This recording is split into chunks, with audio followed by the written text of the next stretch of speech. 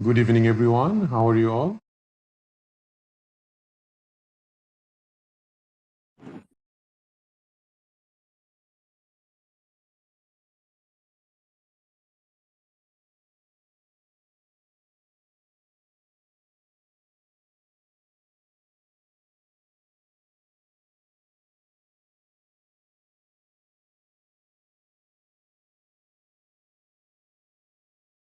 All right, so let's start our tonight's session. So we'll be doing respiratory class today, right?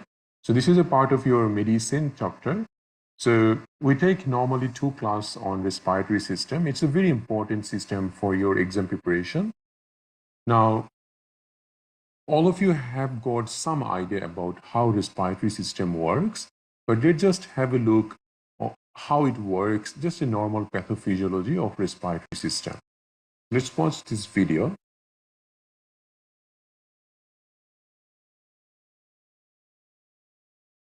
Okay, sorry, I think the video is not working like it should be. That's fine. So we can discuss that in here anyway. So for a respiratory system, there are mainly 4 chapters from John Morton that we need to follow. One is cough, which is chapter 32 in 8th edition. Dyspnea, chapter 38. Asthma and COPD, chapter 73 and 74. So these are actually the main chapters, but we also need to discuss few things from Kaplan strip to CK.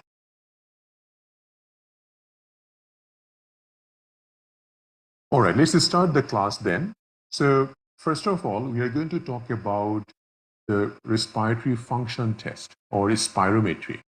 So spirometry is done to check if someone has got any airway obstruction or any restriction of airway. So either it's obstruction or restriction. So when we talk about spirometry, the 2 terms that will come is called FEV1 and FVC. So FEV1 is the forced expiratory volume in the first second, and FVC is the forced vital capacity. So what is this FVC and what is FEV1? So for FEV1, you ask a patient to take a deep breath in and then breathe out. When the patient breathes out, in the first second, how much air comes out, that measures FEV1. That's why it is called forced expiratory volume in the first second. Okay, so amount of air a person can forcefully exhale in 1 second after taking a deep breath in. So deep breath in and then breathe out. In the first second, how much air that comes out, that's FEV1.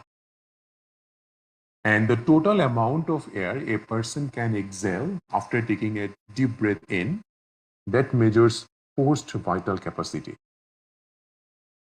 Okay, so total amount of air a person can forcefully exhale after taking a deep breath, that measures forced vital capacity. Is this clear for everyone? What is FEV1 and what is FVC?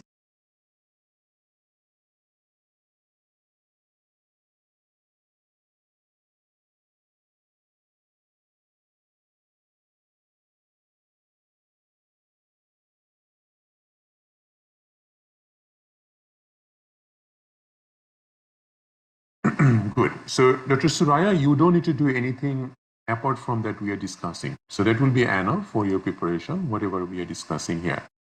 So that's FEV1 and FVC. And we also do a ratio of FEV1 and FVC to find out if this is an obstructive airway disease or it's a restrictive airway disease. So the reason why we do this spirometry is to differentiate if someone has got an obstructive airway condition or a restrictive condition. So obstructive means that if someone has got obstruction in the flow of air, like if this is the bronchus and that's your lungs, if someone has got inflammation in their airway, so this obviously the airway will become narrow. So when airway becomes narrower, then it's difficult for the air to go inside the lungs. So it is difficult for the air to go in. And when it is in, it's also difficult for the air to come out. So sometimes in obstructive airway disease, especially patients who suffer from COPD, they have like they trap air. So because air cannot come out, sometimes you will find out their lung volume gets increased because there is a lot of air that's accumulating inside the lung. So that's when you get hyperinflated lung in COPD patient. What is restrictive airway disease? Restrictive airway disease does not have any problem in the airway, but the problem is in the parenchyma itself. So let's say someone has got a fibrosis or collapse of one of the lung. So when fibrosis happens, the lung becomes like smaller or it shrink. So when lungs shrink, there is loss of volume. When there is loss of volume, then there is loss of gas exchange. So restrictive airway disease is mainly problem with reduction in the lung volume. Okay, so this is the main pathophysiology to understand between obstructive and restrictive. So what are the common obstructive airway disease? COPD, asthma, and bronchiectasis. And what are the common restrictive airway disease? Mainly interstitial lung disease, which can include lung fibrosis, lung collapse, and any other pneumoconiosis or occupational lung disease. Apart from that, let's say that someone is getting pressure from outside, like an obese patient, they can have difficulty in, like, they can have more pressure on their airway. So obesity, if someone has got chest wall weakness, even though their lung volume is not bad, still they have a restriction because the lung is not moving well or chest is not moving well. So neuromuscular disease of the chest or chest wall weakness, scoliosis, any of these also can lead to restrictive airway disease. Okay? How to differentiate? So the way of differentiating between obstructive and restrictive airway disease is to know different finding in FEV1 and FVC. So let's talk about it. First of all, you'll need to understand that in a ratio, so we do the FEV1 and FVC in a ratio. If numerator decreases and denominator is normal, the whole ratio will decrease. Whereas in a ratio, if numerator normal and denominator increases, the whole ratio increases. So this mathematical knowledge will help you to understand the basic of this spirometry. So let's say what happens in obstructive airway disease. In obstructive airway disease, the main problem is in the FEV1. So FEV1 will be reduced and it will be marked reduced, whereas FVC, it's usually normal. So most of the time, obstructive airway disease, their FVC will be normal because there is no lung volume reduction. So FVC will be normal most of the time and FEV1 will be reduced. So what will happen to FEV1 by FVC ratio? So as we can see that in a ratio, if the numerator decreases, then the whole ratio decreases. So in obstructive airway disease, FEV1 FVC ratio will be decreased as well. Okay. So this is the main finding that will be given in the exam question for you to understand that if it is obstructive or restrictive airway disease. Other than that, you can also get total lung capacity increased in obstructive airway disease. Just because I told that sometimes because of air trapping, the lung becomes hyperinflated. So sometimes the lung capacity can get increased because of that, or lung volume can increase. So what will happen to restrictive airway disease? In restrictive airway disease, two things can happen. One, because of reduction of lung volume, forced vital capacity can reduce markedly, whereas FEV1 can be normal. And when it happens, we know that if sorry, I think we make it wrong. So if denominator decreases, then the ratio increases. Sorry, it was my mistake. So if denominator decreases, the ratio increases. Okay. So in restrictive airway disease, let's say the first scenario is because of reduction of lung volume, their FVC will be reduced, but FEV1 can be normal. So when that happens, what will happen to the ratio? So ratio can be increased. Other thing can happen that sometimes both can be equally low. So let's say that FEV1 is 50% and FVC is also 50%.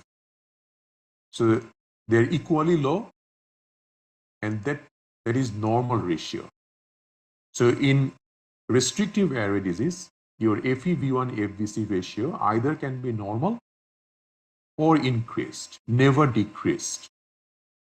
So just by looking at the ratio, you will have an idea that is it obstructive or restrictive. Okay? How to differentiate between the mixed versus any of them? In mixed airway disease, where a patient has got both obstructive and restrictive airway disease, everything will be low. So their ratio is low, FEV1 is low, FVC is low, total lung capacity is low. So when everything is low, then you can think of obstructive plus restrictive, which is mixed airway disease. Okay? Did it make sense for everyone how to differentiate between this? Because it comes in exam a lot.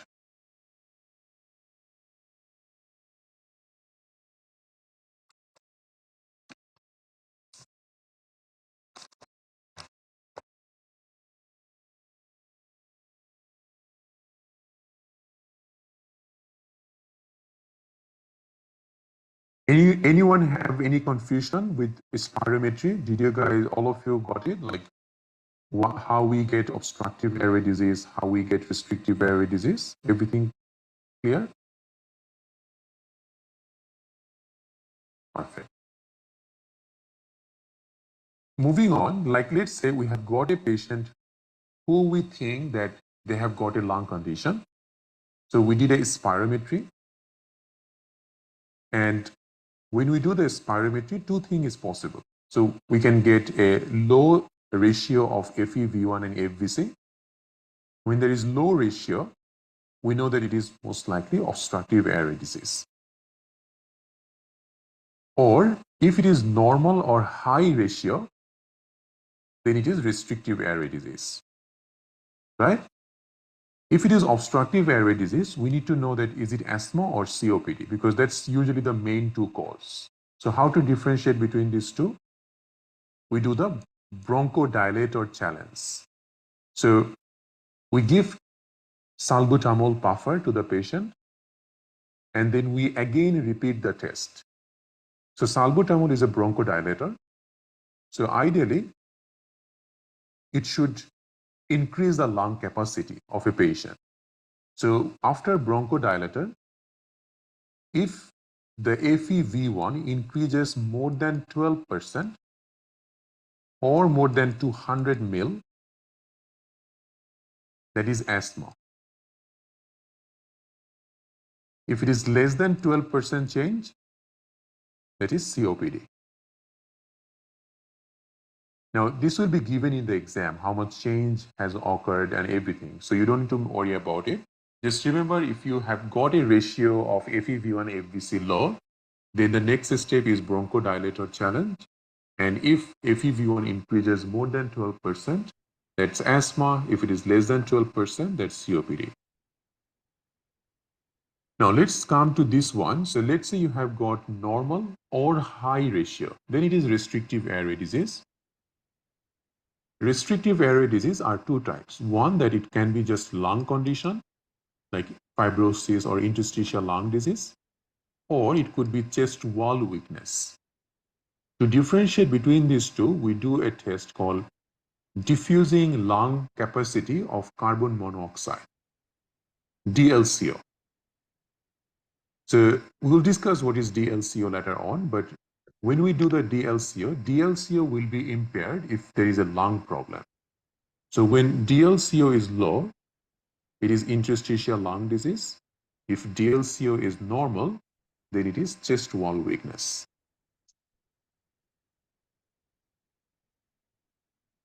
Okay, so this is a basic idea that how step by step we can find out the cause of the lung condition. Okay, so we do the spirometry, we look at the ratio, and then we go from there. Now this is like the common mixed airway disease is not very common. So if you get everything low, not just a ratio, if you get FEV1 FVC ratio low, FEV1 low, FVC low, total lung capacity low, then only you think of mixed. So the simple thing is this is the main two condition which is usually common. Mixed is not commonly asked in exam also because it's a bit complicated, not very common. But again, you will not just look into the ratio most of the time, you will look into the whole scenario.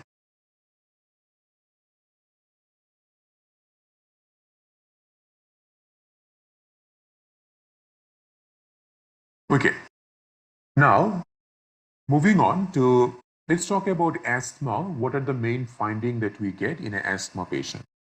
So in an asthma patient, because it's an obstructive airway disease, we will get decreased ratio of FEV1 and FVC. And the bronchodilator challenge will show that the FEV1 will be increased above 12% or 200 mil. And if we do a methacholine or histamine challenge test, these are bronchoconstrictor. So there will be decrease of FEV1 more than 20% with use of bronchoconstrictors such as methacholine or histamine. This is not very commonly that we do. And also sometimes you can get increased DLCO in asthma, not very important. What about pulmonary function test in COPD? In COPD, it is the same thing. So the ratio will be low. Total lung capacity will be increased because of air trapping. Decreased DLCO in emphysema.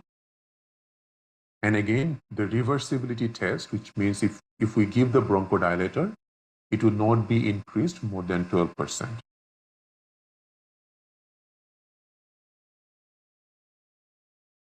So what is this DLCO, carbon monoxide diffusing capacity? So it is a test to determine how well oxygen passes from the alveolar space of the lung into the blood. To understand it, you need to understand the basic of lung pathophysiology. So each of the airway, it divides into lots of things, and at the end it becomes a alveoli, right? So there are numerous alveoli all over the lungs like this, and along the alveoli there is capillaries.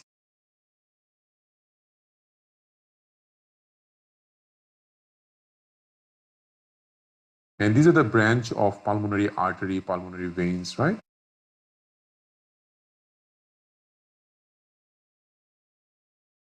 So these are capillaries around the alveoli, and gaseous exchange occur between the alveoli and these capillaries. So what happens is that, remember the cardiac physiology. So you remember that you take all the deoxygenated blood goes to the right heart, and then through the pulmonary artery, the deoxygenated blood will go to the lungs. So this is where the deoxygenated blood came now. So this blood, the capillaries, is containing the carbon dioxide blood. So this carbon dioxide will diffuse into the alveoli, okay? and the oxygen that you are taking from your airway, that will go into these capillaries. So this is where the gas exchange happens. So carbon dioxide will diffuse back into the alveoli, and which you will exhale out. And the oxygen that you are taking, that goes into the blood, making it an oxygenated blood. This is making sense, right? Like this is how things happen. If we look deep inside, so this is the pathophysiology. So this diffusion of gas is very important, right? Definitely. And the way to determine how well oxygen is passing from the alveolar space into the blood is determined by this DLCO. So in a simple way, DLCO is the ability of the lung to perform gas. And this DLCO, there are lots of gas that we can use. We can use carbon monoxide, helium, room air. Okay. Generally, diffusing capacity will be reduced when alveolar walls are destroyed.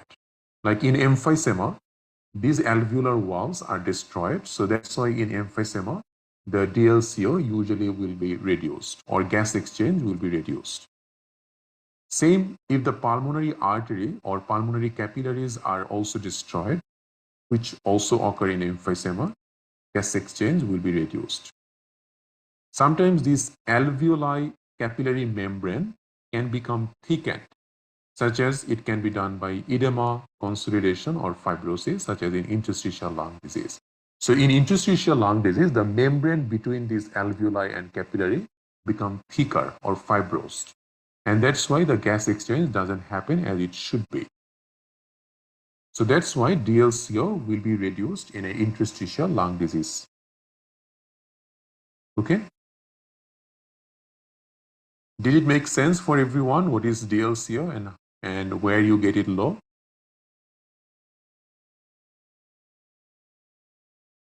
If you understand, it's so good to understand, right? Like you feel that now you don't need to memorize these things. You're actually understanding the way actually it works.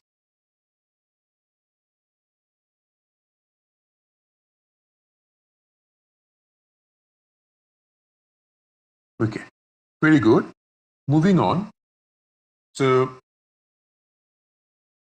we talked about bronchodilator reversibility.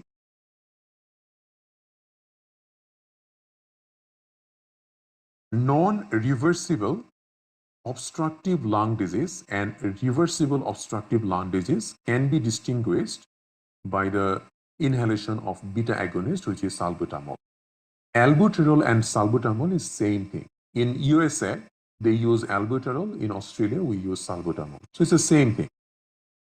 So in bronchodilator reversibility, it mainly helps us to differentiate between asthma and COPD. Okay?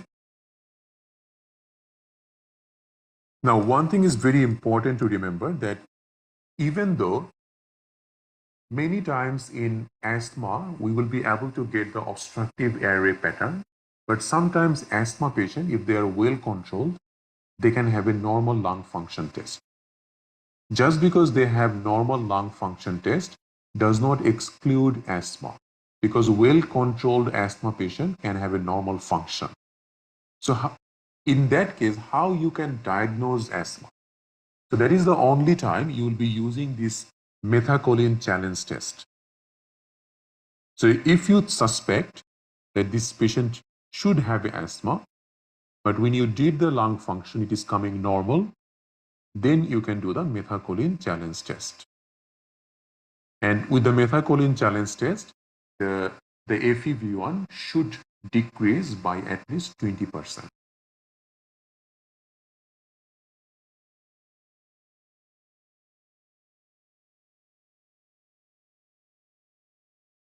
Okay, so that's all about lung function test that you really need to know. There is a term called flow volume loops, which is not important for exam, so we will move on. Asthma. So asthma is a very broad topic to discuss, and it is quite important for exam as well. So let's move on. So both pediatrics and adult asthma is really, really important for exam. And to know about asthma, I would suggest you to follow Asthma Handbook Australia. So if you search Asthma Handbook Australia, that is the absolute guideline which is like followed in Australia for children, pediatrics, or even for like adults. So this is the main book that we follow. There are lots of confusion between JAM, Kaplan Step Tool, even RACGP. So lots of confusion is there, but the main thing that we will always take is from Asthma Handbook. That is the absolute guideline. So let's say that we're talking about the adult asthma. Let's say you have got a patient who is a known asthmatic from childhood, and then after a while, they did not need to use puffer anymore. So the patient stopped inhalers for years and years. Now suddenly, over the last few months, he's getting short of breath. He feels wheezing on the chest, and also having occasional cough. Maybe sometimes even waking up at night with cough. So then you would be thinking that, well, maybe asthma is now getting worse again. So if you want to do an investigation, how will you proceed? That's the question. So there is a stable asthma, and then there is an unstable asthma. Unstable asthma means that when a known asthmatic patient suddenly having increasing shortness of breath, having like oxygen saturation is going down, respiratory rate is going up. So that means the patient having an asthma attack. So when a patient gets asthma attack, what is the investigation of choice? So when the patient is in acute asthma attack, you can't do lung function test because patient is not stable enough to do this lung function test. So in a asthma attack patient, our main investigation of choice is arterial blood gas or venous blood gas. The best is ABG. Okay. So ABG will assess that if this patient is developing respiratory acidosis or alkalosis, and if this patient needs like a non-invasive ventilation or invasive ventilation. So ABG is the choice of investigation or the initial investigation in an acute asthma patient. Remember that. You can do chest X-ray, but it's most of the time does not give us that much of information in asthma. If we want to confirm the diagnosis, the only way to confirm it is lung function test or spirometry. But we will only do it when the patient is stable.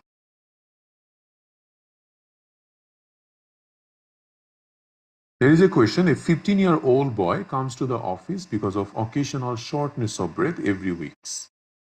Currently, he feels well, he uses no medication, denies any other medical problem.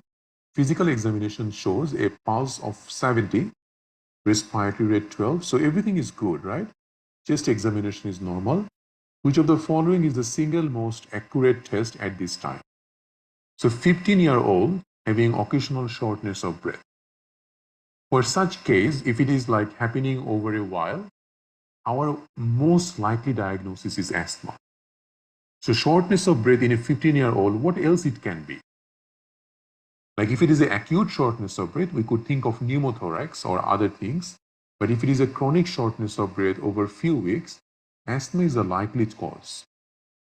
Now, in those situations, you can't do, like this patient is completely normal at the moment. The respiratory rate is good, pulse good, chest examination normal. So most likely this patient having a normal, well-controlled asthma at this moment. And they're asking the single most accurate diagnostic test. If they would ask that what is the next investigation of choice, you would do a lung function test or a spirometry.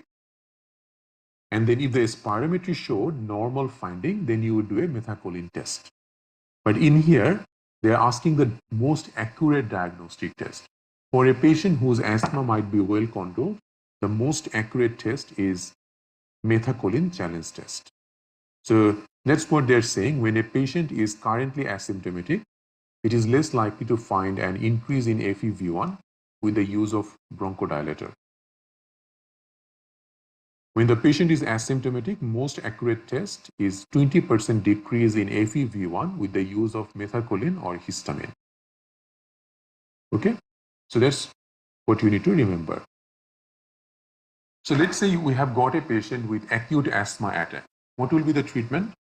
The treatment is, first of all, that patient needs to go to the hospital. In the hospital, they usually do this management. If the oxygen saturation is less than 95, then you will start oxygen 8 liter per minute, and you would maintain the saturation above 92 to 95%. You will also start the patient with nebulized salbutamol or inhaler. So whichever is available. So either you use a nebulized salbutamol or a inhaler, which is salbutamol puffer. You use nebulized ipratropium, and then you use a steroid, either oral prednisolone or IV hydrocortisone. So step by step, oxygen if saturation is less than 95, nebulized salbutamol, nebulized ipratropium, and steroid. If still deteriorating, you can use magnesium sulfate. Okay, so that's all that you need to know. You don't need to know like how much Ventolin or salbutamol you need to use. So no need of any dose or anything. So that's for acute asthma attack. What about a regular asthma, like stable asthma, and how step by step we can manage asthma in an adult patient? That's also important to know. Hydrocortisone is to reduce the airway inflammation.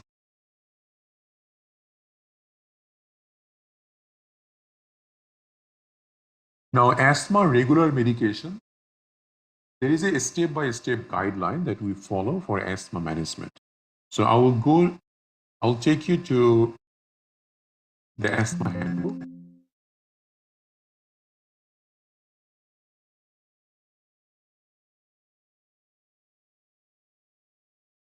Yes, you can use both salbutamol, which is SABA, and ipratropium simultaneously in acute asthma. So you can see over here, this is from asthma handbook. So Australian asthma handbook. And this flow chart mainly shows that how step by step we can add buffers. So when we manage asthma, there are two types of buffer that we give. One is reliever and one is preventer.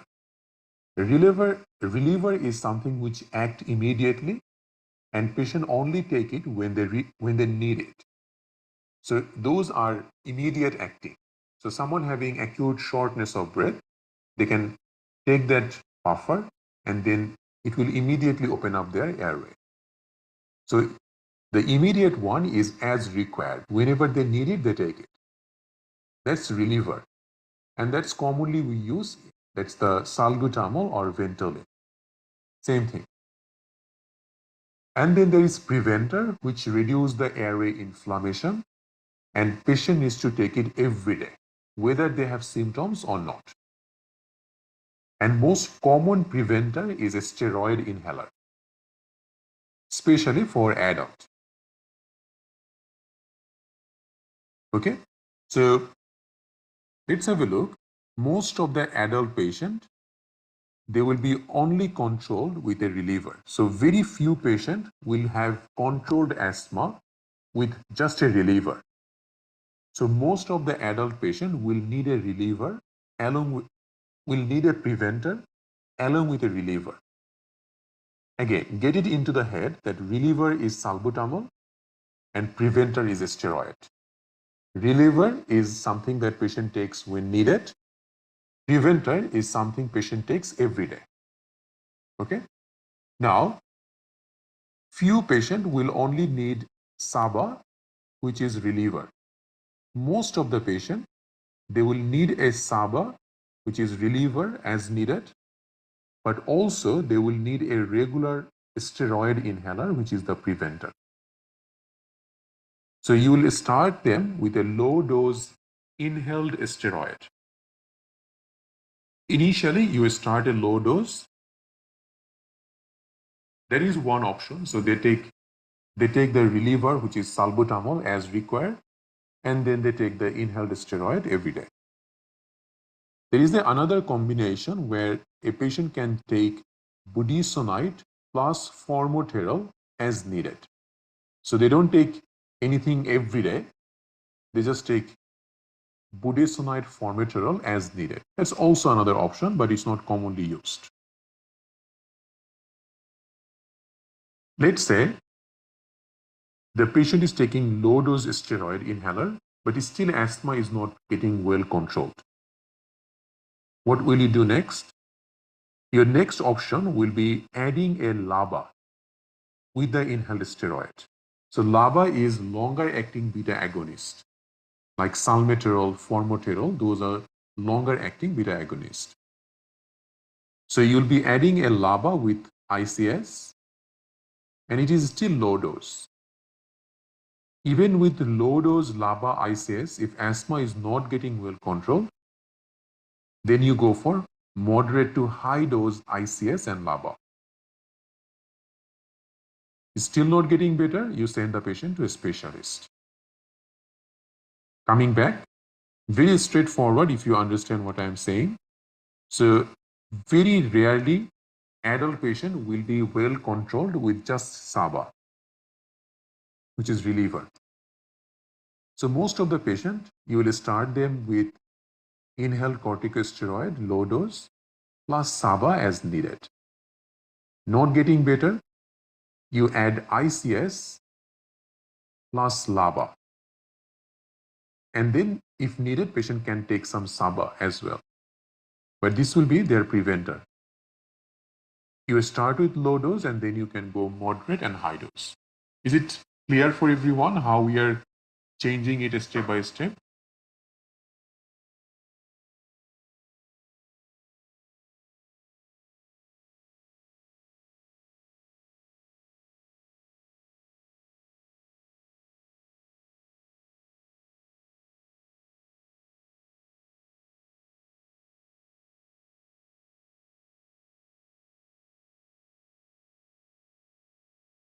Okay, so that's your adult asthma. Now, because I wanted to discuss the pediatric asthma with you as well, so let's just finish that now. Just give me a minute. I will open up the pediatric class.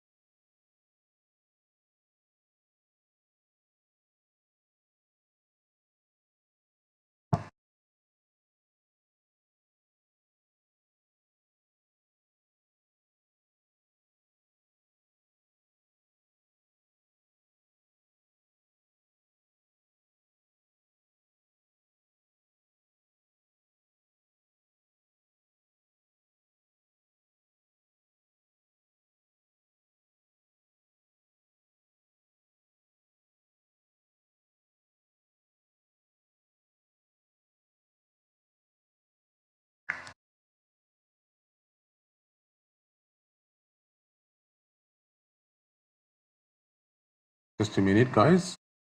Let's open up the asthma from pediatrics. Sorry.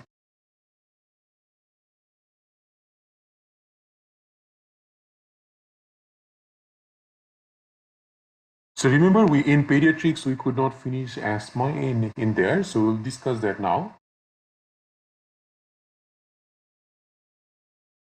So asthma, as we know, that this is a respiratory condition which is characterized by airway inflammation in response to certain allergen in the environment. And it is usually manifested as cough, chest tightness, shortness of breath, and wheezing. There is no single reliable test for diagnosing asthma in a child less than 6-year-old. So less than 6-year-old, you can't do a spirometry to confirm asthma. But after 6 years, if you want to confirm asthma, you can do a lung function test.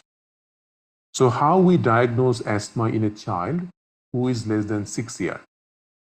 And asthma usually will not be diagnosed in children less than 2 years. So children less than 2 years, we usually don't diagnose asthma. So from 2 years to 6 years, this time, the diagnosis of asthma depends on history, physical exam, and response of the patient's symptom with a trial of salbutamol or a short-acting reliever. So if the child symptoms gets better with salbutamol, that also gives us a likely chance that this could be asthma. So infant between 0 to 12 months, asthma should not be diagnosed in infant less than 12 months. Most of the time that is bronchiolitis. Even it says less than 12 months is still most of the time in a practical way, we don't diagnose asthma even before 2 years of age. Okay. And after 6 years, you can do a spirometry to confirm the diagnosis.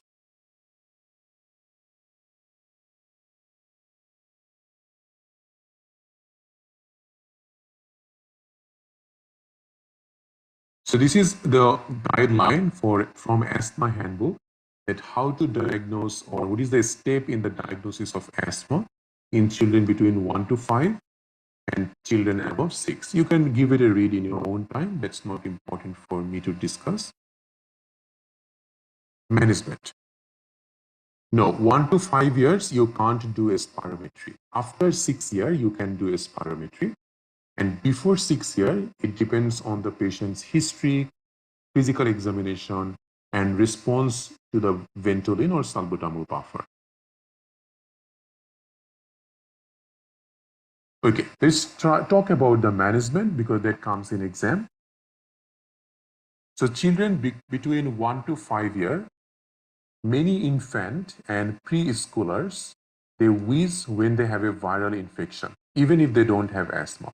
So just because a child has got wheezing doesn't mean that that child has got asthma. Many times, along with a viral infection, they can get a bit of wheezing. Sometimes what we would do is that we would try a salbutamol buffer, and we will see that if the symptoms get relieved with salbutamol. And most of the time, that is all that they will require. A very small proportion of preschooler might need a regular preventer, especially those who have recurrent asthma-like symptoms. So the question is, who are those group of children who might require preventer? Okay, so there are some condition of that. We will go into that in a bit.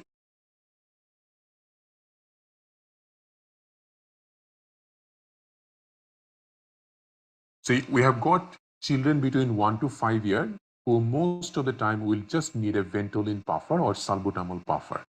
And a very small proportion might need a preventer as well.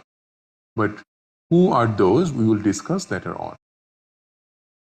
Children aged 6 and above, diagnosis can be made with more certainty with a spirometry.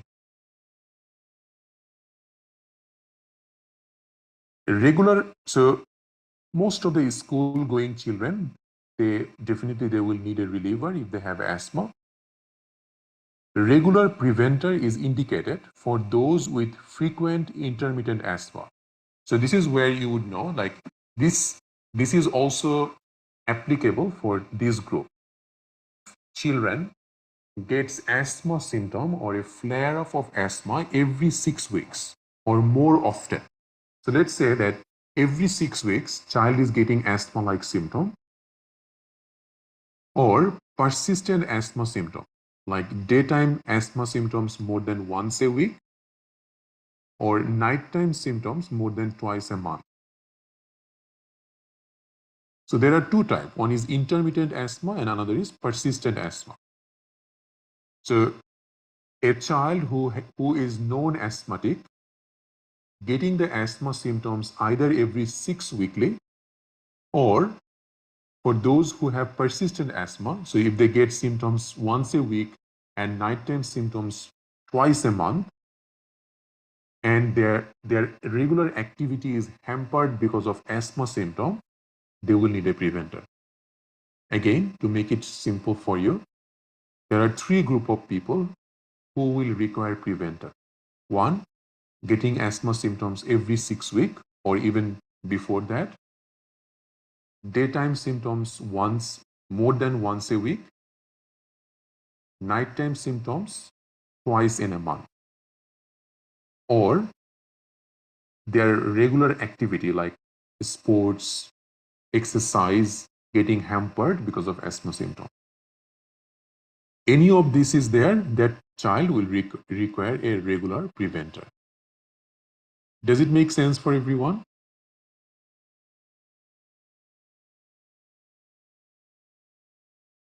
So what is the preventer that we use?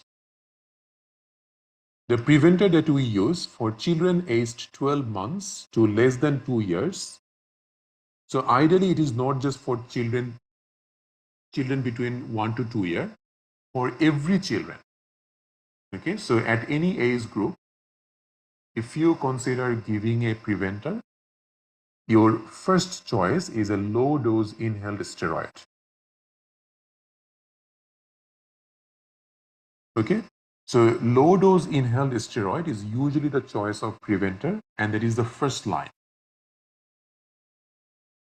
So we already talked that if the child will require preventer if they get symptoms once a week, disrupt child sleeping at night, flare up, generally severe enough to go emergency department or requiring oral steroid, or flare up that required hospitalization. Any of these are severe asthma, so they will also require preventer. An inhaled steroid should be considered as the first choice preventer for those who has frequent or persistent asthma. Montelukast might be considered as an alternative to inhaled steroid when any of the following apply. One, that child unable or refuse to use the puffer. Child has significant allergic rhinitis that require Montelukast. Or parents, despite education about risk and benefit, decline inhaled steroid. So this is the only 3 times when we would consider Montelukast as the preventer. Okay, so our first line choice is inhaled steroid as a preventer in any age group. Only time we would use Montelukast if the child is refusing or unable to use the puffer, having significant allergic rhinitis which require Montelukast, and then parents also declining to use puffer. Okay, so that's very important because in John Murtagh they say Montelukast is the first line. Some other guidelines they say Montelukast, sodium chromoglycate, lots of other names are there, but none of them are actually regarded as the first line in asthma handbook. So we will follow the asthma handbook. Okay.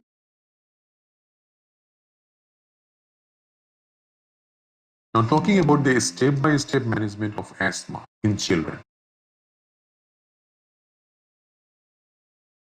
So you guys remember that for adult, most of them will require a preventer, right? But for children, especially between 1 to 5, most of them will not require preventer. So most children, they will only need a SABA, like a reliever. If SABA itself is not helping and the child needs preventer, then you'll use a preventer, which will be either a low-dose steroid or Montelukast. If low-dose steroid doesn't help, you can either increase the dose of steroid or you can add steroid plus Montelukast. And if still not well controlled, then special, like you need to refer them to a pediatrician. Okay. So that's the step by step. So most of the children will require just a SABA, and then if SABA is not helping and the child requires preventer, then we will start with steroid low dose. Okay, very simple if you understand what I'm saying. And it is the same thing also for children above 6. So we do the same kind of management for them.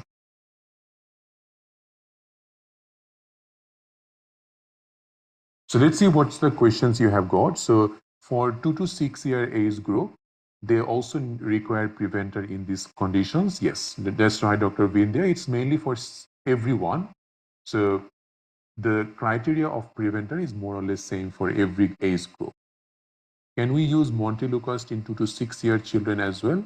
For 2 to 6 year also, inhaled steroid is the first line, and the second line is montelukast. Albuterol is not inhaled steroid. Albuterol is salbutamol. Okay, so don't confuse that.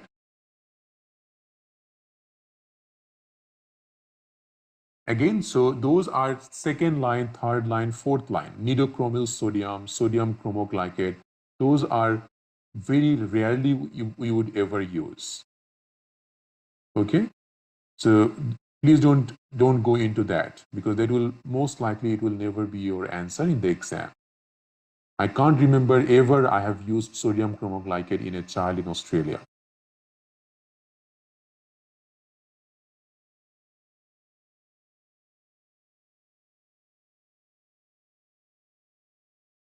And which one to repeat, Dr. Shaba?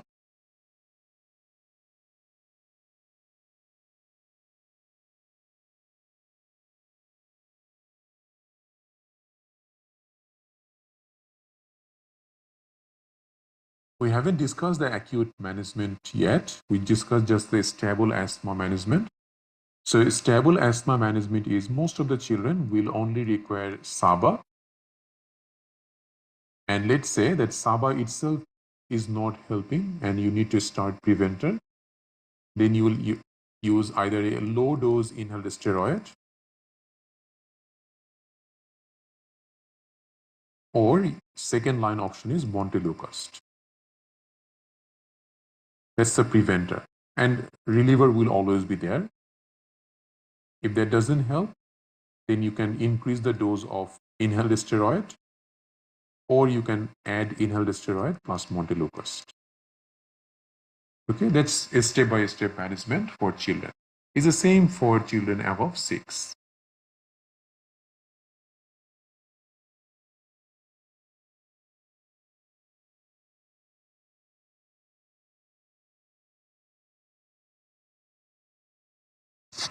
Okay, acute asthma management. It's also important to know how we manage acute asthma in a child.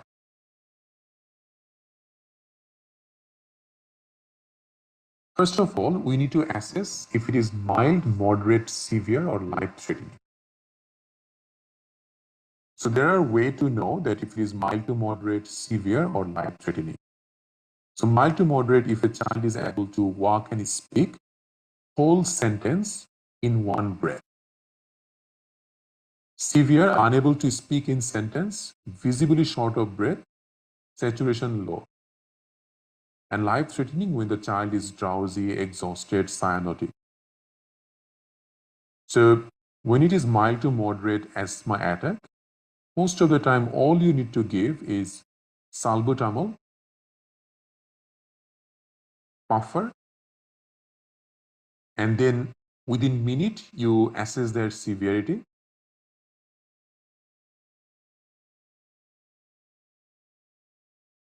And you can repeat the dose of salbutamol every 20 to 30 minutes for the first 60 minutes. Again, for mild to moderate, you use salbutamol puffer. Depending on the age, you will be using this kind of puffs. And then you reassess the severity within minute. If child is still short of breath, then you repeat the dose of salbutamol every 30 minutes, or we say every 20 minutes for the first hour. If poor response, you add IV magnesium sulfate. Okay. You can also start a steroid within first hour. Okay, and then most of the time, that is all that you will need in mild to moderate case. So a steroid and then salbutamol buffer every 20 minutes for the first hour. In case of severe, you will be using salbutamol every 20 minutes for the first hour. Along with that, you will also use ipratropium. You don't need to know how much puff and everything that's not needed for you, and start oxygen. So in severe, you have added ipratropium with salbutamol. So salbutamol, ipratropium, oxygen, steroid, magnesium sulfate.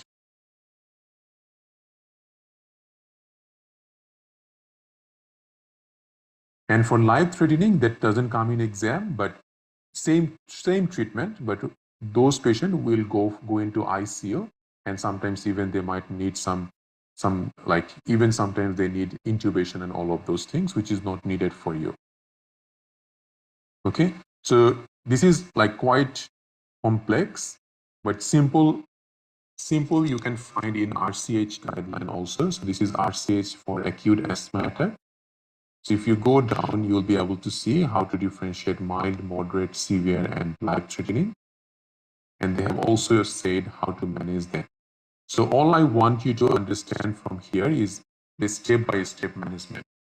For mild to moderate, where child is able to talk without any pause in between, in that case, salbutamol every 20 minutes for the first hour, and then steroid, and then if even needed, magnesium sulfate. For severe, life-threatening, oxygen, salbutamol, ipratropium, steroid, magnesium sulfate. Okay, that's only thing that you need to remember. Nothing else is needed for exam. We don't send mild attack to ED.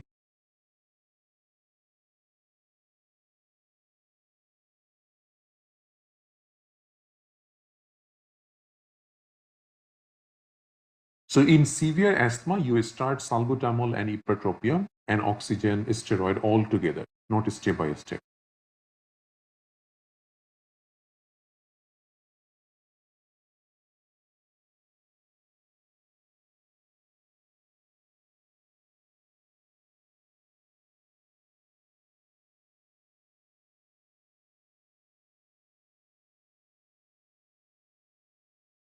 So again, Dr. Nahid, so for severe asthma child, we say that we'll be using salbutamol, ipratropium, oxygen, steroid, and magnesium sulfate. All right, so guys, we'll take a 10-minute break now, and then we will start with pulmonary embolism. Okay? Thank you.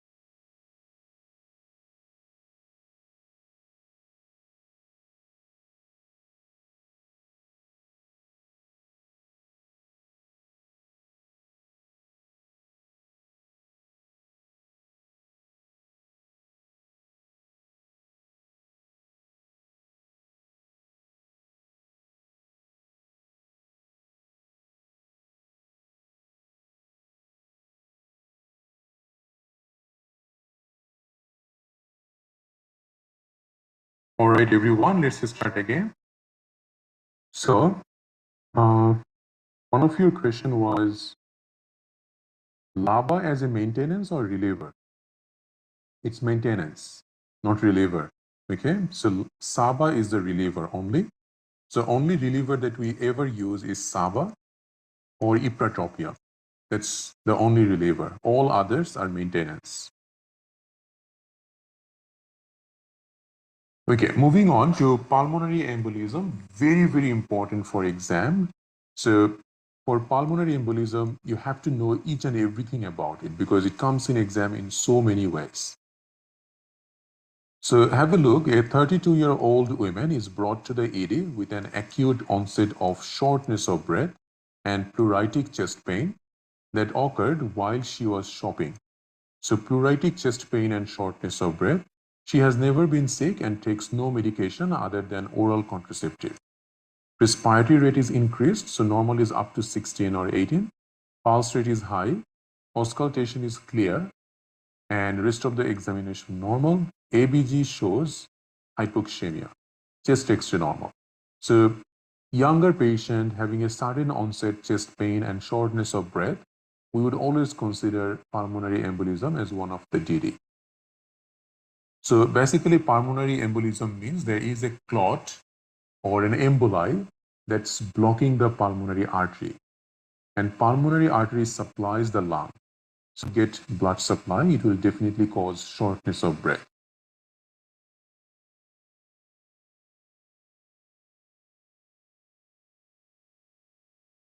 So how usually this patient presents?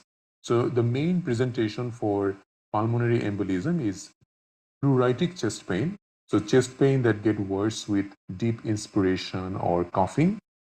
With that, there will be acute shortness of breath. They also get tachycardia, tachypnea, and hypoxia. So tachycardia means pulse rate will be elevated, more than 100, and then respiratory rate will be increased, and their oxygen saturation will go down. So if you get someone like that, we would consider likelihood of a pulmonary embolism. Most of the time, pulmonary embolism, as it called embolism, that means there is a clot somewhere else in the body that has dislodged and now blocking the pulmonary artery. So from where most of the clot usually comes, it comes from the deep vein thrombosis in the lower leg. So most of the time, it comes from a DVT that can occur due to lots of reasons. And one of the clot can dislodge from here and then it can block the pulmonary artery. Okay? So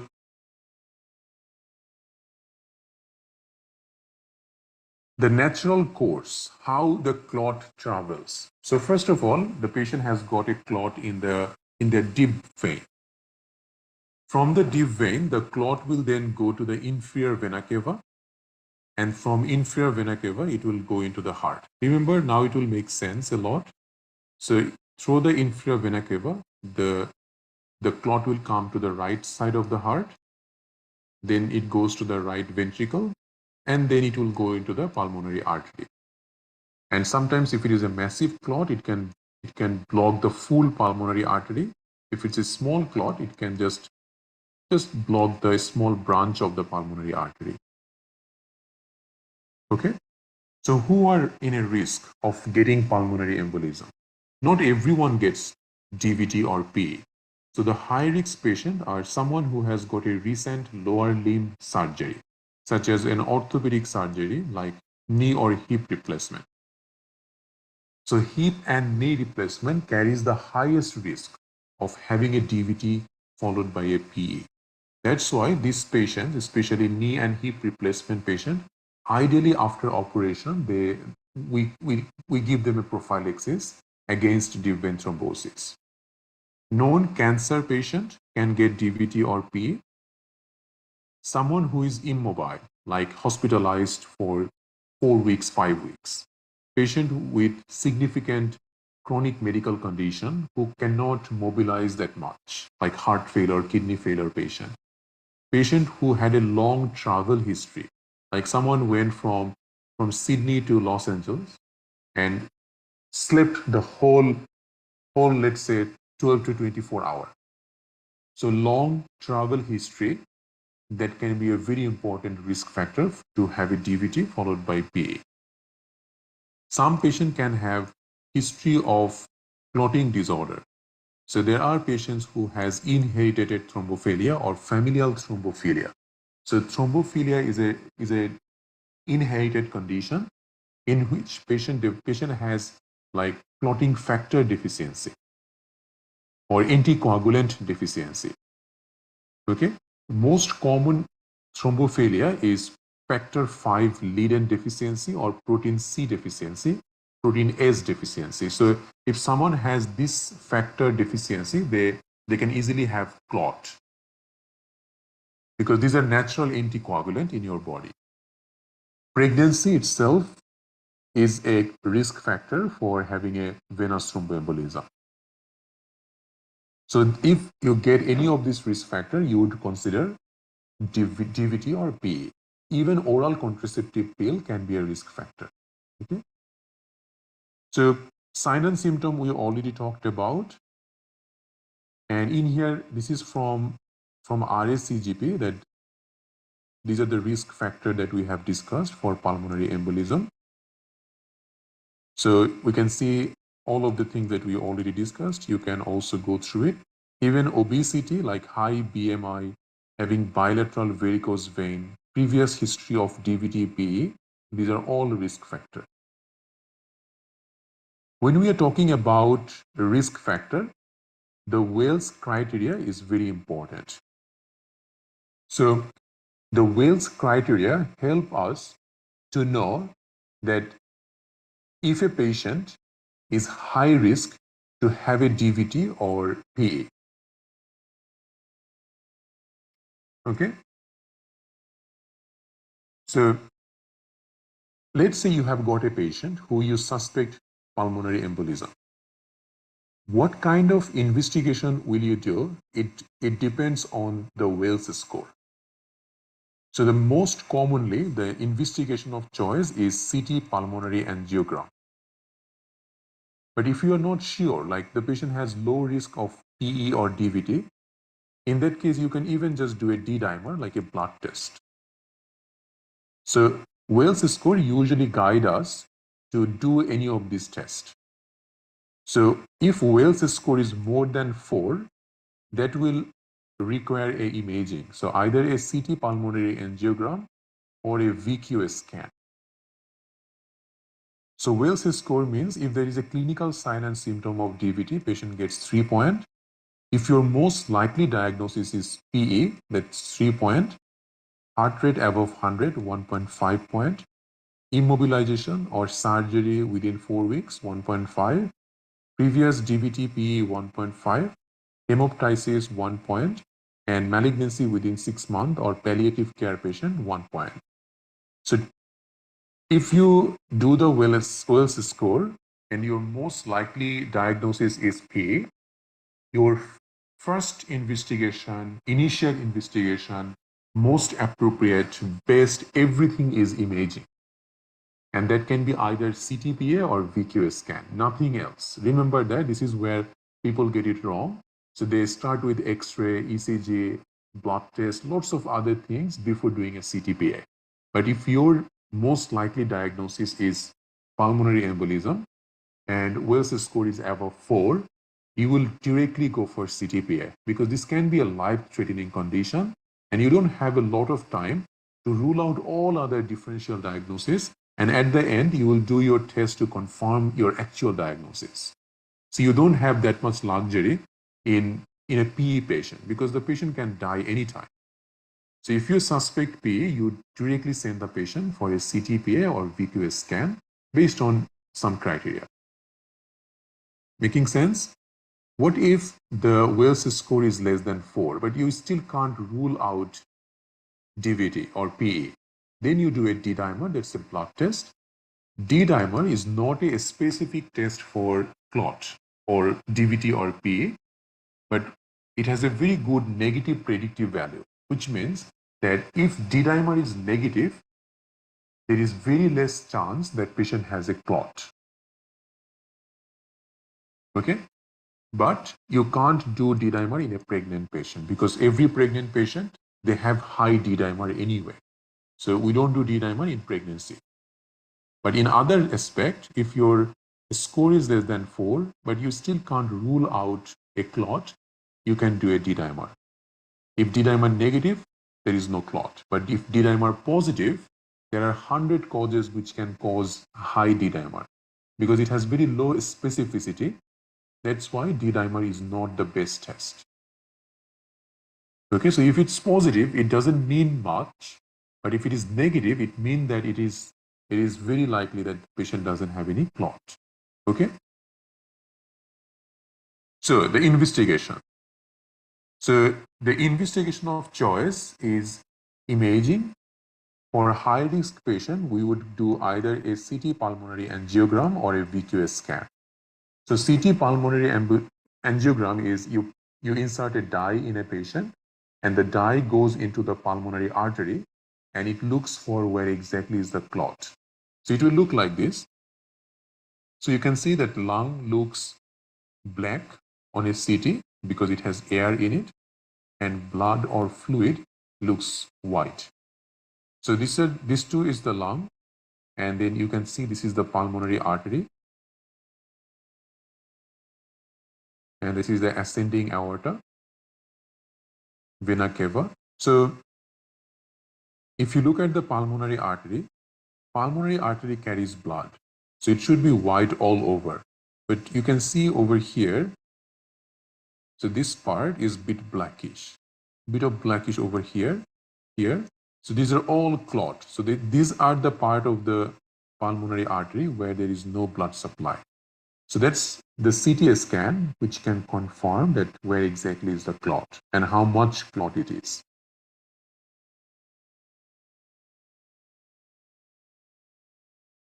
Okay, so that's CTPA, but there are some contraindications of CTPA. We can't do CTPA in every patient.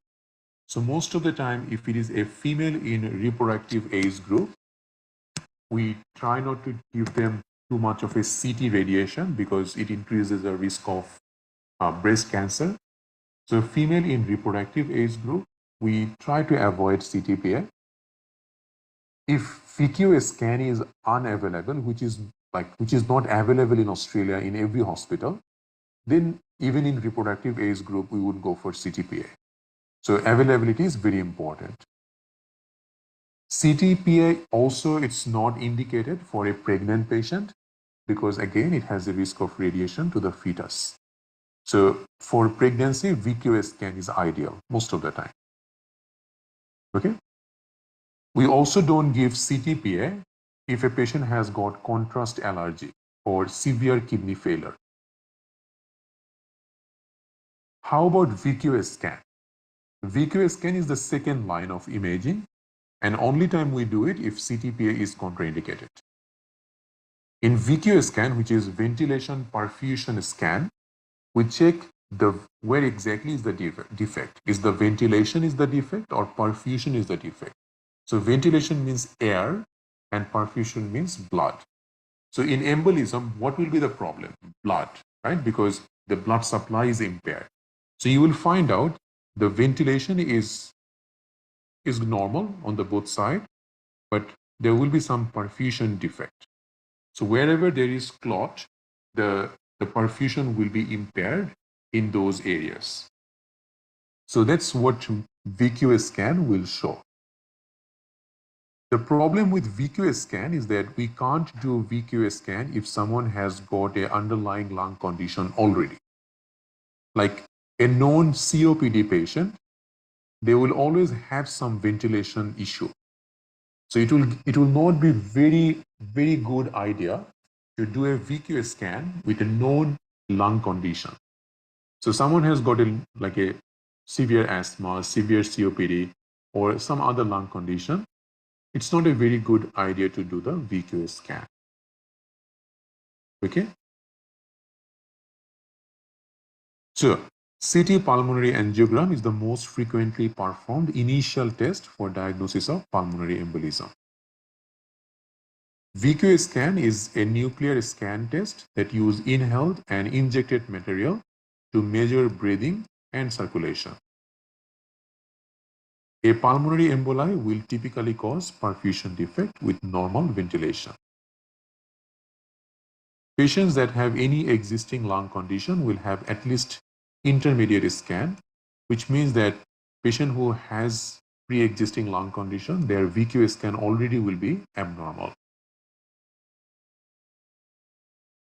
Apart from that, chest X-ray usually will be normal in PE. ECG can show sinus tachycardia. That is the commonest finding. And those S1Q3 T3 is not very common. If you do a ABG, so any patient who is having severe shortness of breath and their oxygen saturation is very low, we do ABG just to make sure that if they're developing any kind of acid-base disturbance and if they need like a non-invasive or invasive ventilation. So any patient who is having severe shortness of breath and their oxygen saturation is quite low, especially under 90, the guideline is to go for a ABG. Okay. D-dimer, it is very sensitive, but the specificity is very poor.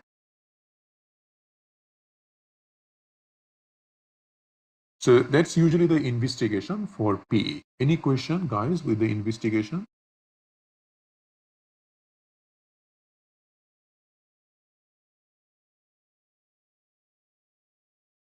Yes, so most of the time, especially after knee or hip replacement, we put them on Clexane or nowadays even we can put them on some newer oral anticoagulants.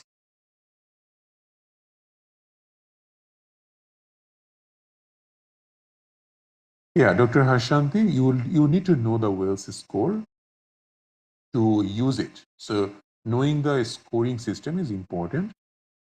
The first investigation will be Wells score. Wells score is not an investigation. The investigation means either a blood test or a imaging. In which condition should we choose D-dimer over CTPA if Wells score is less than 4? Can we do CT in pregnancy? No, we do VQO. If D-dimer positive, can we go for CTPA? Yes, we can. We can. In that case, there will be a chance that patient might have a clot. You can do it. If a patient comes with chest pain and associated history telling about PE, what should we go first? CTPA, as we discussed. In PE, if asked initial investigation, ABG or diagnostic test. So I think like if the patient is in severe shortness of breath and saturation is quite low, we would go first with ABG before going for CTPA because ABG is a bedside test.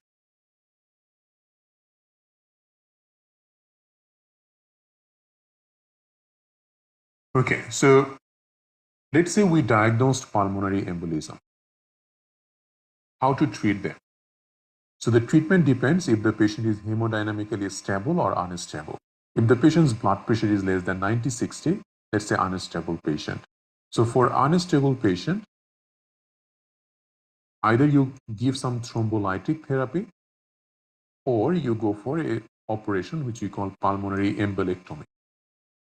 So thrombolytic therapy such as IV heparin will be the first line treatment for hemodynamically unstable patient. But if anticoagulation is contraindicated, then you go for pulmonary embolectomy. For hemodynamically stable patient, ideally we used to start the patient with heparin and warfarin. But nowadays that has been replaced with direct oral anticoagulant or newer oral anticoagulant. Okay, so this has been changed nowadays. So we will discuss about the changed guideline.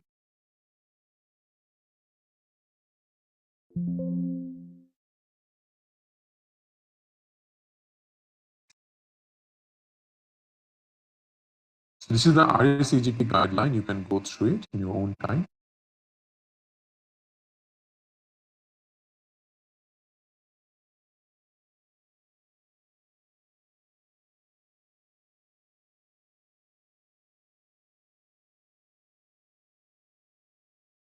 So the therapeutic guideline recommendation for the treatment of acute PE is the direct oral anticoagulant. And the direct oral anticoagulant, so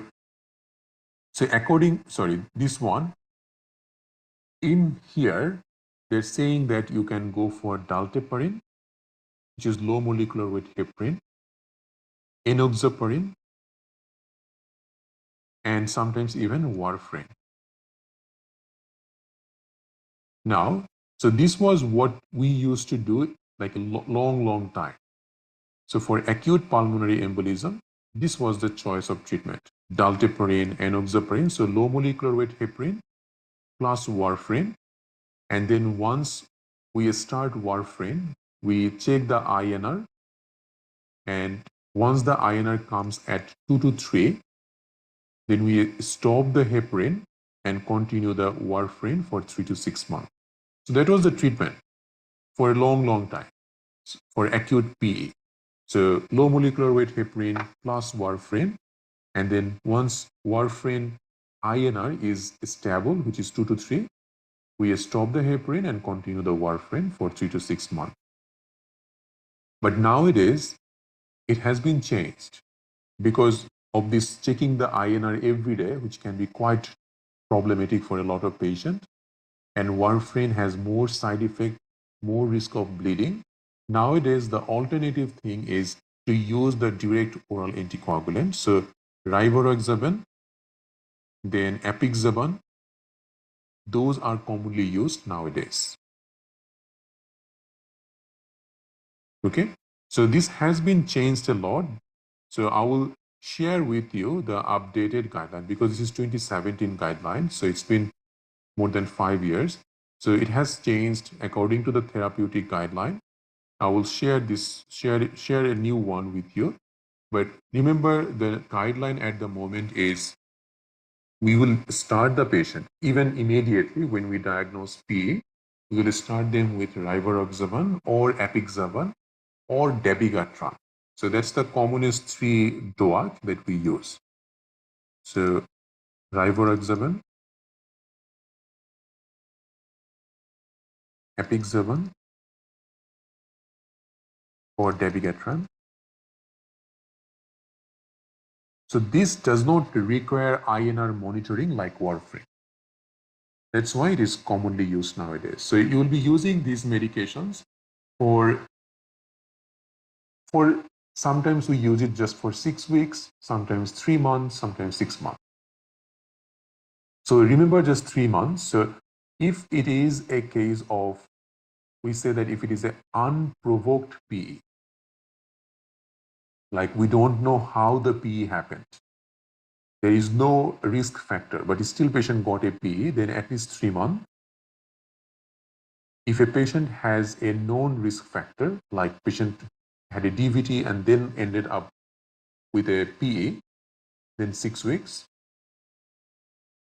And many times that 3 to 6 months, this varies. If a patient getting multiple pulmonary embolism, then we might just prolong this from 3 months to 6 months.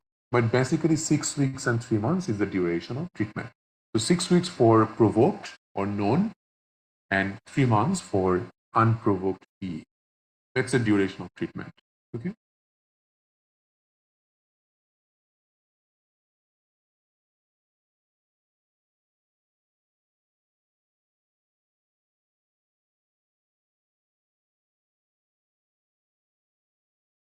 Do we need to remember drug doses? Not needed, Dr. Gurlin. 40-year male, long flight history, chest pain, CT pulmonary, and so again, Dr. Bora, you need to have a look onto the full thing. So in exam, they give you lots of other history. Long flight with a chest pain, we would definitely think of a PE. So that's the most likely cause. So we would go for a pulmonary angiogram, not a D-dimer. D-dimer will not give you much.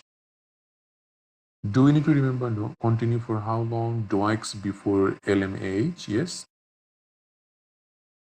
Yeah, so we don't need to start them with low molecular weight heparin anymore. And yes, there is no need to blood monitoring to check the INR level when you start the patient with the newer oral anticoagulant.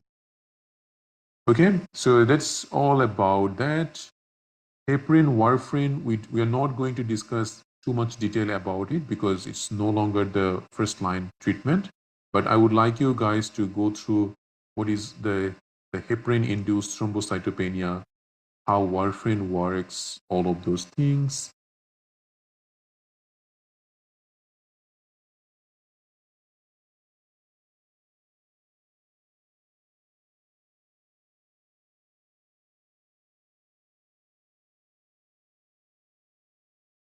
Okay, so that's mostly about pulmonary embolism.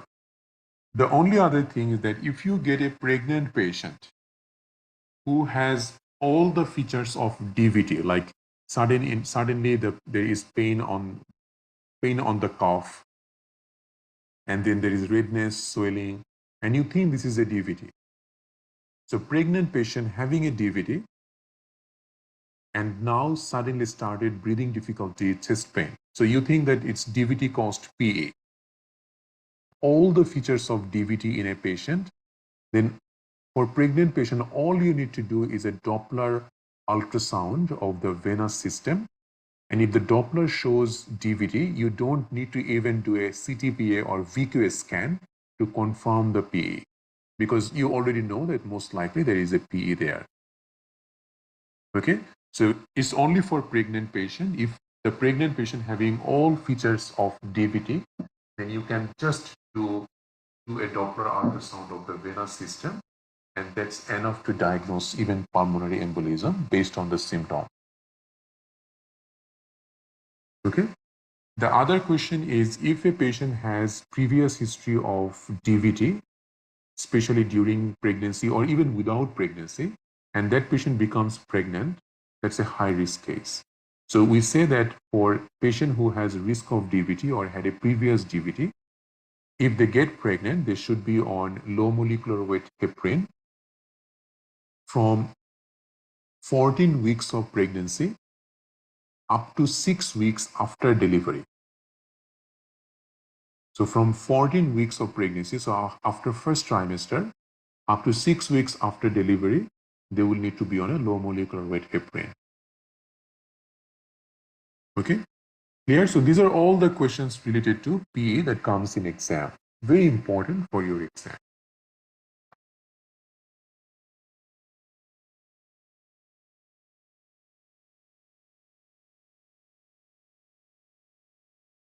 And you can't use warfarin or newer oral anticoagulant in a pregnant patient.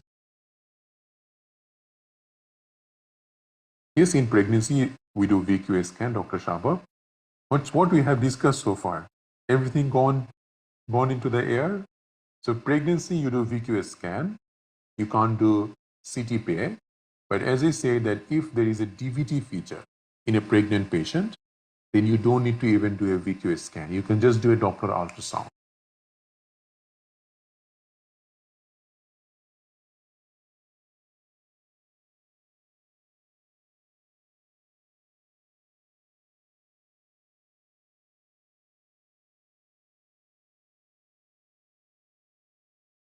Moving on to a spontaneous pneumothorax. So do you guys remember if we have discussed pneumothorax in our trial class, like in question solve class, tips and tricks?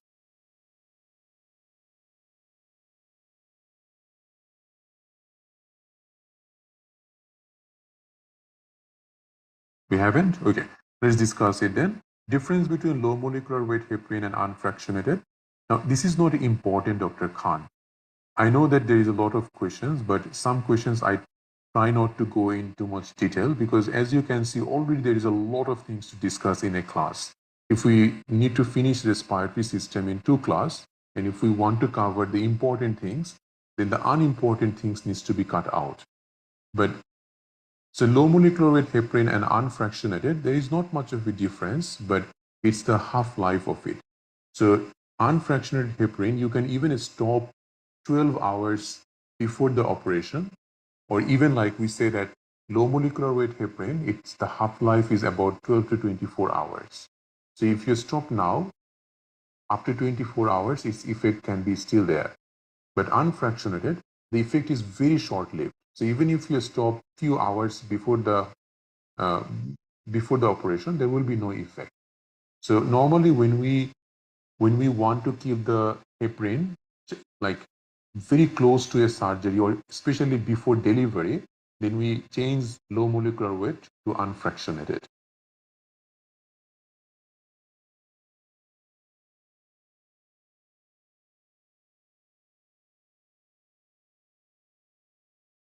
Moving on to spontaneous pneumothorax.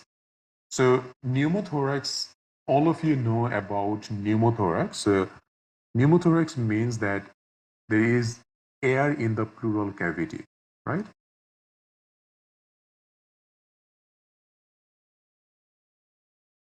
So we know that there is two covering or two pleura, and in between the two covering there should not be any air. So when there is excessive air accumulation in the pleural cavity, it can start compressing on the lung, causing shortness of breath and chest pain. So that's pneumothorax. Most of the pneumothorax can be just spontaneous. That means without anything, it just happened. There are pneumothorax which can be traumatic. So patient had a motor vehicle accident and then having pneumothorax. Sometimes it could be secondary pneumothorax, like someone has got underlying lung condition, asthma, COPD, and then they ended up getting a pneumothorax. Okay. So the hallmark of pneumothorax is acute onset of pleuritic chest pain and shortness of breath in a patient with a history of asthma or emphysema. Very commonly, we see a spontaneous pneumothorax in a young, slender male, even without any lung condition.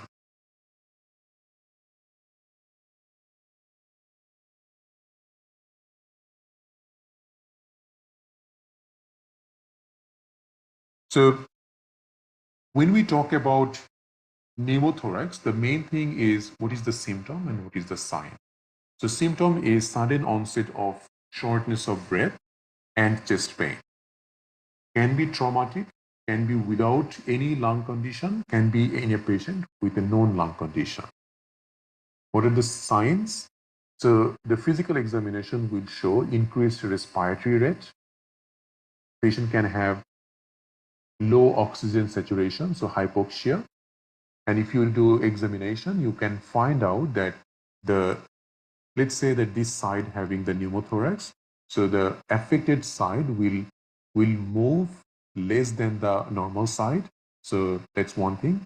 The chest expansion will be less on the affected side, and also breath sound will be reduced. And most importantly, when you do percussion, there will be hyperresonance on the affected side. So once you get all of this finding, then what is the investigation? Your investigation of choice is a chest X-ray.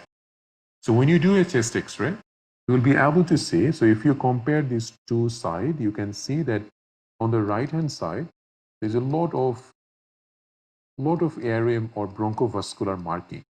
And that is normal, getting this bronchovascular marking. But if you see on this side, you can see it's total clean.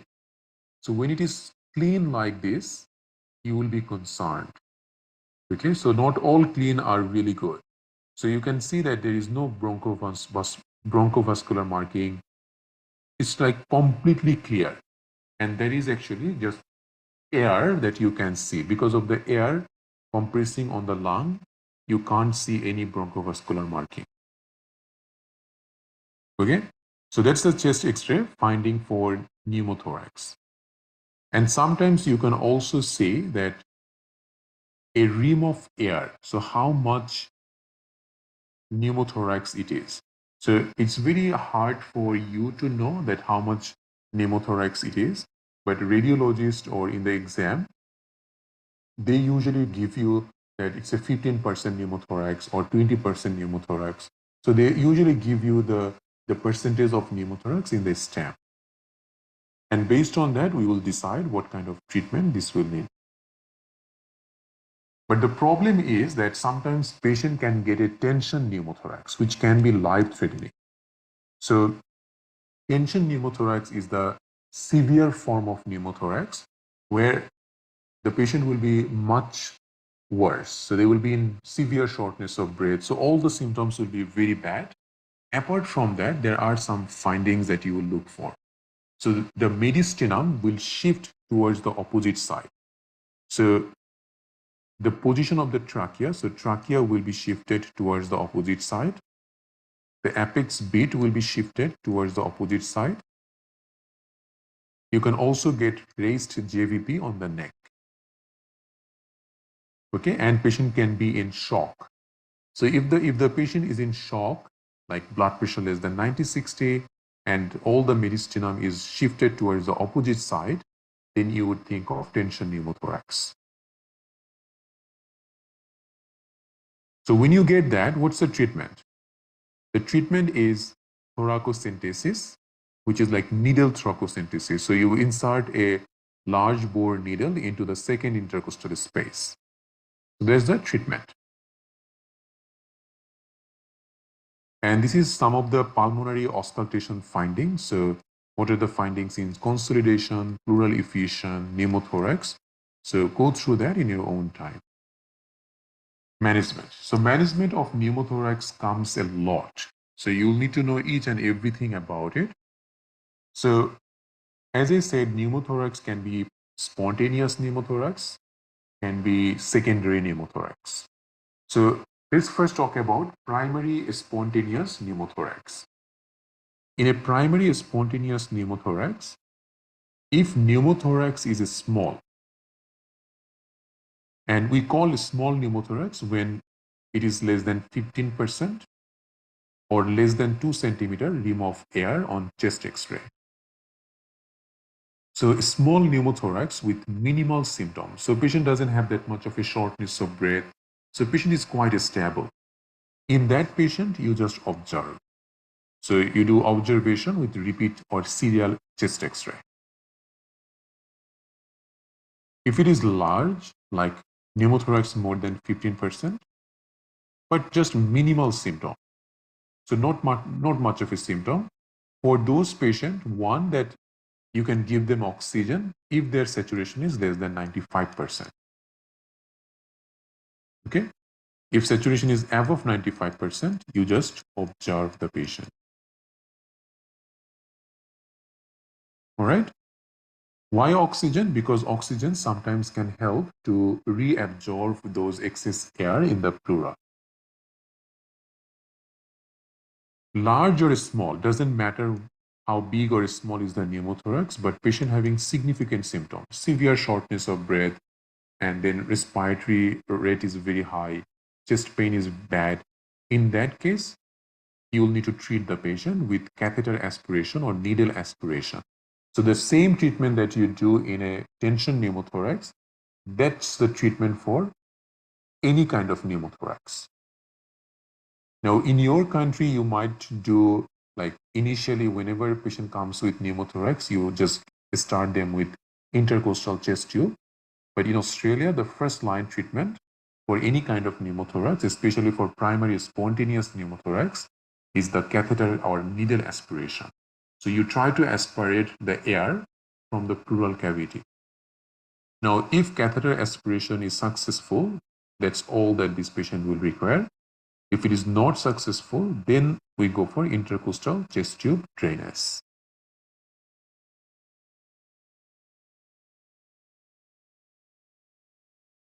There is another time when we go for chest drain. So you have done a catheter aspiration. You will consider chest drain if when you aspirated, initially more than 3 liter air came out at once. Or you have done aspiration and after 2 to 4 hours you did a chest X-ray, still pneumothorax is big or patient having significant symptom. Then also we will go for chest drain. So that's the indication for chest drain after aspiration. Okay. So that's your primary spontaneous pneumothorax management. How about secondary pneumothorax? So secondary pneumothorax, so either it's a trauma, so patient had a motor vehicle accident and then got it, so that's one. Or the patient had some underlying lung condition. such as asthma, COPD. So if a patient has got lung condition and then got a pneumothorax, that's also secondary. So for secondary pneumothorax, the indication is a bit different or the treatment is different. So if patient is in short of breath, so symptomatic, A is more than 50, or pneumothorax is large, like more than 15% or more than 2 centimeter rim of air. Any of this is there, you go for chest drain. Okay, so this is where you can go directly to chest drain. So traumatic pneumothorax or secondary pneumothorax, if the patient is in short of breath, A is more than 50, or it is large pneumothorax, you go for chest drain. Now, patient is not that much of shortness of breath, age is not more than 50, and pneumothorax is less than 15%. In that case, you can even do an aspiration and see how the patient goes. Okay, so aspiration is not our initial choice of treatment for secondary pneumothorax. Our initial choice of treatment is chest tube for secondary pneumothorax. Like this is one of the guidelines. So a 22-year-old woman experiences sudden onset of chest pain on the right side and shortness of breath. Admission chest shows a significant 20% pneumothorax on the right side. Which of the following is the most appropriate treatment for her condition? So according to Handbook Australia, it says that 15% is the cutoff margin for large pneumothorax. So anything more than equal to 15% is large, less than 15% is a small pneumothorax. The problem is John Murtagh has said different. John Murtagh says 25% is large pneumothorax, less than 25% is a small pneumothorax. So this is a problem which no one can solve. There is no specific guideline for this anywhere else. So we follow the handbook at the moment for this because that's more safer. So according to that, if it is a large pneumothorax, patient is symptomatic, what would you do?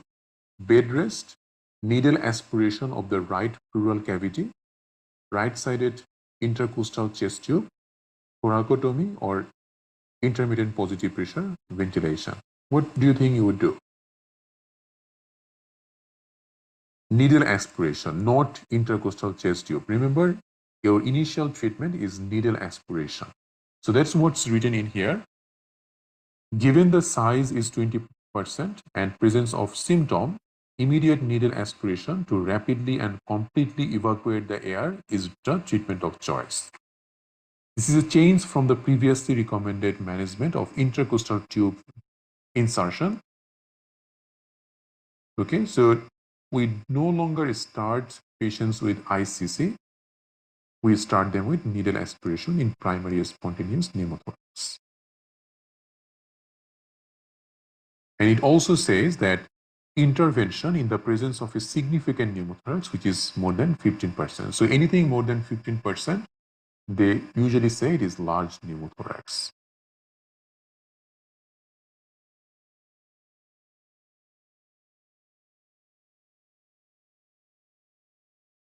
Iatrogenic is, so what do you mean by iatrogenic pneumothorax?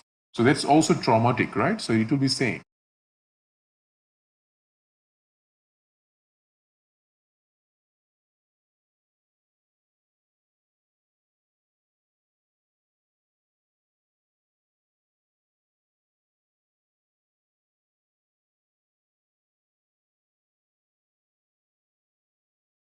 Okay, so that's all about pneumothorax, guys. Any question with pneumothorax?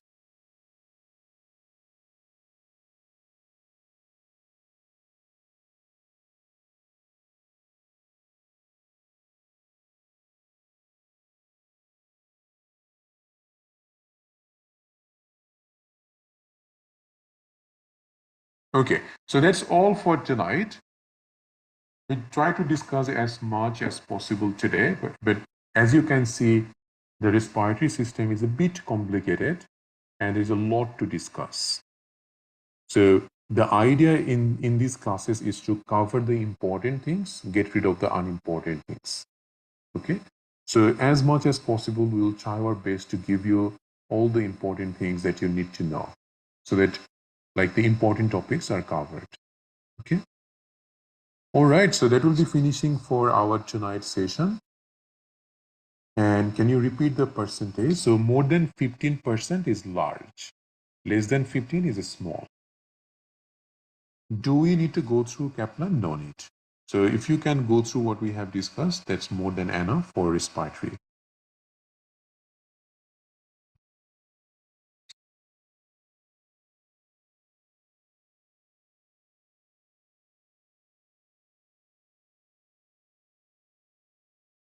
All right, everyone, we'll finish it here tonight. Thank you, everyone. Have a good night.